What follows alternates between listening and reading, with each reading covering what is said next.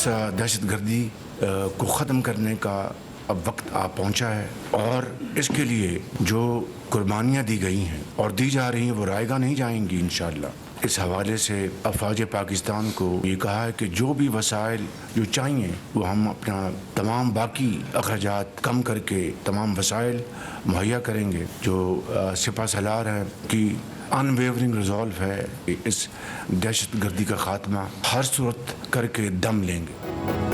अब वक्त आ गया है कि दहशतगर्दों का मुकम्मल खात्मा किया जाए। वज़ीर आज़म शहबाज शरीफ का वफाकी काबीना के इजलास से खिताब। कहा दुश्मन के साथ बातचीत हो सकती है, ना ही नरम रवैया इख्तियार किया जाएगा। दहशतगर्दी के खात्मे के लिए तमाम वसाइल मुहैया किए जाएंगे। दहशतगर्दों के मज़मूम इरादे खाक में मिल जाएंगे। दहशतगर्दों को शिकस्त देने के लिए मुत्तहिद होना होगा। वज़ीर आज़म ने कहा बलूचिस्तान में नाराज़ ग्रुप के साथ बातचीत हो सकती है, सिर्फ सब हिलाली झंडे के नीचे आने वालों के साथ मुज़ाकरात होंगे। बहुत जल्द बलूचिस्तान का दौरा करूँगा।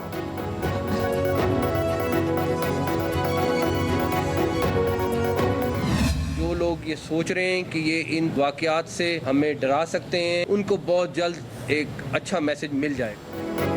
बलूचिस्तान में जो कुछ हुआ वो काबिल बर्दाश्त नहीं। जो समझते हैं कि वो ऐसे वाक़यात से हमें डरा सकते हैं, उन्हें जल्द पैगाम मिल जाएगा। वज़ीर दाखिला मोहसिन नकवी की क्वेटा में वज़ीर आला बलूचिस्तान सरफराज बुगटी के हमरा प्रेस कॉन्फ्रेंस। कहा किसी ऑपरेशन की ज़रूरत नहीं, ये दहशतगर्द एक SHO की मार हैं।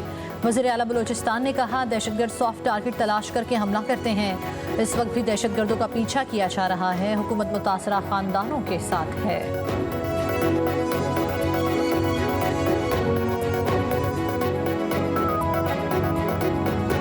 हमारी सोसाइटी के अंदर रह रहे हैं, कैसे पता चलेगा कि ये जो बंदा आ रहा है ये सड़क की रेकी करने आ रहा है या ट्रेवलर है?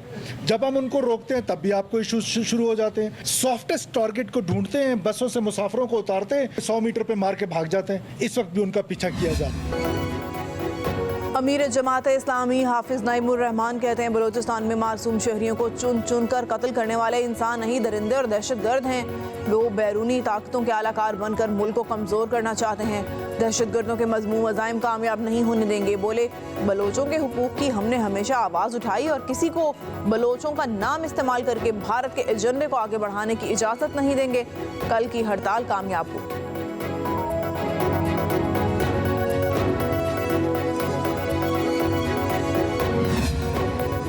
मौलाना फजलुर रहमान ने 28 अगस्त को ताजरों की हड़ताल की हिमायत कर दी। कहा ताजरों कल मुल्क भर में होने वाली हड़ताल की मुकम्मल हिमायत करते हैं।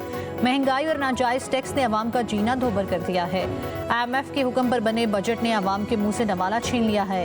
JUI कारकुन पुरअमन हड़ताल को कामयाब बनाएं। मुल्क भर में JUI बिजनेस फोरम्स इस हड़ताल में भरपूर हिस्सा लें।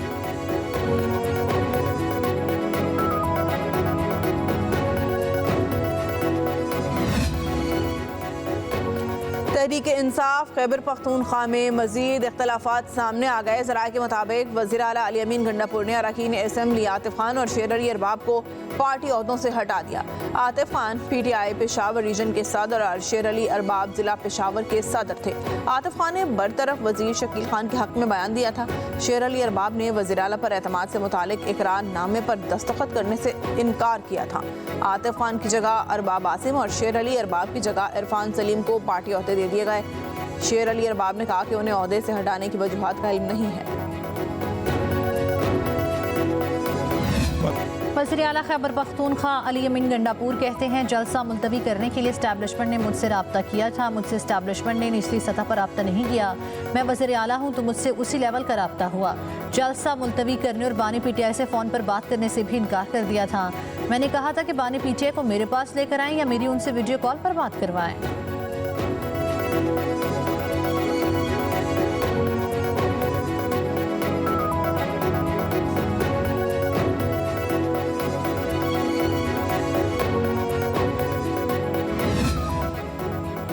तहरीक इंसाफ ने इंटर पार्टी इलेक्शन से मुतालिक इलेक्शन कमीशन का दायरा इख्तियार चैलेंज कर दिया। PTI के वकील अजीज भंडारी ने कहा कि इंटर पार्टी इलेक्शन की जांच पड़ताल इलेक्शन कमीशन के दायरा इख्तियार में नहीं आती।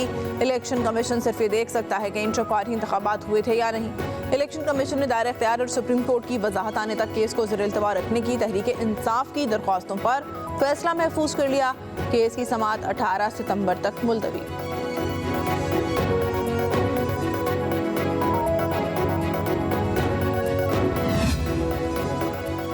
इलेक्शन कमीशन ने अपोजिशन लीडर उमर अयूब के खिलाफ तौहीन इलेक्शन कमीशन की कार्रवाई पर गौर शुरू कर दिया। ज़रा के मुताबिक Umar Ayub chief election commissioner और मेंबर्स पर बेबुनियाद इल्ज़ामात लगा रहे हैं। Umar Ayub chief election commissioner और मेंबरान के खिलाफ तौहीन आमेज़ अल्फाज इस्तेमाल कर रहे हैं। बानी पीटीआर फवाद चौधरी के खिलाफ पहले ही तौहीन इलेक्शन कमीशन के केस ज़ेर समाअत है।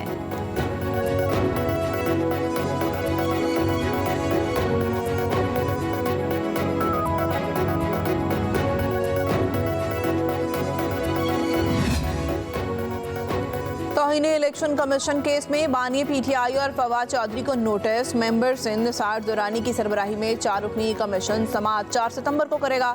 गुज़िश्ता समाअत पर फवाद चौधरी इलेक्शन कमीशन के सामने पेश हुए। फवाद चौधरी ने जवाब जमा करवाने के लिए इलेक्शन कमीशन से वक्त मांगा था। 2 साल पुराने केस में बानी पीटीआई एक बार इलेक्शन कमीशन के सामने पेश हो चुके हैं।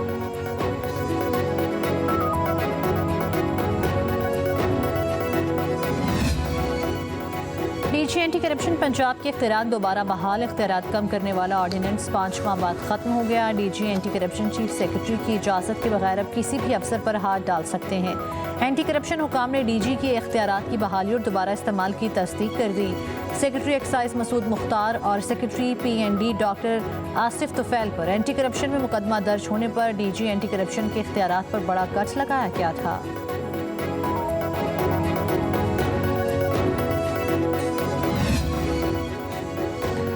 सुप्रीम कोर्ट ने 34 साल कैद काटने वाले दोहरे कत्ल के मुजरिम की सजाए मौत उम्र कैद में तब्दील कर दी। जस्टिस जमाल मुंतकिल ने 9 सफ़ात पर मुश्तमिल तफसीली फैसला जारी कर दिया।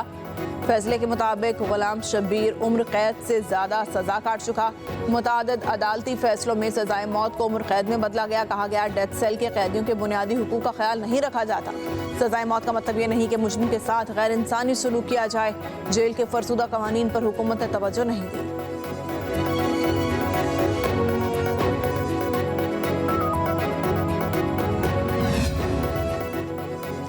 वफाकी हुकूमत ने IPPs के मुआहदों पर नज़रसानी का फैसला कर लिया। ज़राए के मुताबिक वज़ीर आज़म ने IPPs मुआहदों पर नज़रसानी के लिए टास्क फोर्स बना दी। वफाकी वज़ीर बराए तमन्नाई उवैस लगारी टास्क फोर्स की सरबराही करेंगे। मुआवने खुसूसी मोहम्मद अली अस्करी नुमाइंदा भी शामिल। टास्क फोर्स IPPs के साथ मुआहदों पर नज़रसानी से मुतल्लिक सिफारिशात मुरतब करेगी। वज़ीर आज़म की टास्क फोर्स को 1 माह में सिफारिशात जमा कराने की हिदायत। दूसरी तरफ सेनेट की कायमा कमेटी बराए पेट्रोलियम ने स्टैंडर्ड कॉन्ट्रैक्ट और कैपेसिटी पेमेंट्स की तफसीलात तलब कर ली। तमाम 104 IPPs मुआहदों की तफसीलात तलब की गई हैं।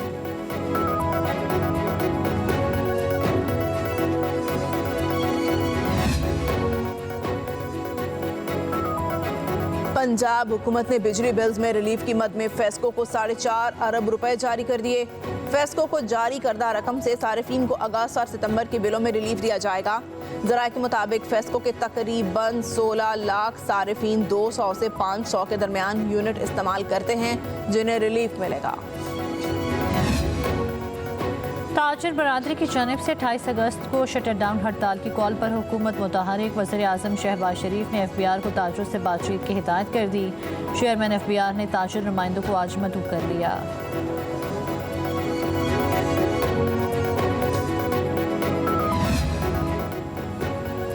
मॉनसून के एक और स्पेल की एंट्री। जुड़वा शहर इस्लामाबाद और रावलपिंडी में बादलों के डेरे, कहीं हल्की और कहीं तेज बारिश। महकमा मौसमियात के मुताबिक बारिशों का सिलसिला सितंबर के पहले हफ्ते तक जारी रहेगा। कराची में तूफानी बारिश के बायस जल थल एक हो गया। स्टील टाउन, शार कायदीन, सदर एमेजरा रोड, अजीज़ाबाद, नाज़िमाबाद, सिंधी मुस्लिम सोसाइटी और तारिक रोड पर हर तरफ पानी ही पानी। बारिश और तूफान के बायस फीडर्स जवाब दे गए। सैकड़ों फीडर्स ट्रिप होने से बिजली गायब। शहर कायद में सबसे ज्यादा बारिश कायदाबाद में रिकॉर्ड की गई।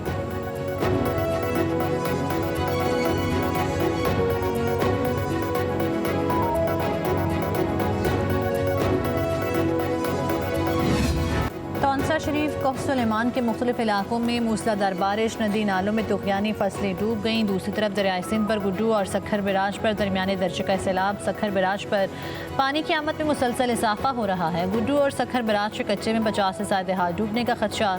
इरीगेशन हुकाम बंदों की पश्तों की मुसलसल निगरानी कर रहे हैं। ज़िला इंतज़ामिया का कहना है कि दरियाए सिंध में पानी की आमद से कोई ख़तरा नहीं है।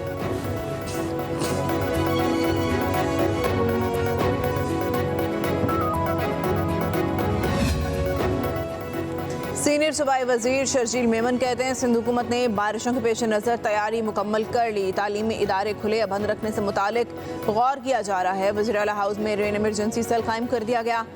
समंदर में भी तोग़यानी का खदशा है, माहीगिरों को समंदर में ना जाने की हिदायत की है। हमल झील तामंचर झील बंदों को मजबूत किया जा रहा है, कमज़ोर मुकामात की भी निगरानी की जा रही है। निकासी आप के लिए टाउन्स को ज़रूरी मशीनरी फराहम कर दी गई है। शर्जील मेमन ने कहा कि शहरी किसी भी नागहानी सूरत हाल से निमटने के लिए हुक्काम से ताउन करें।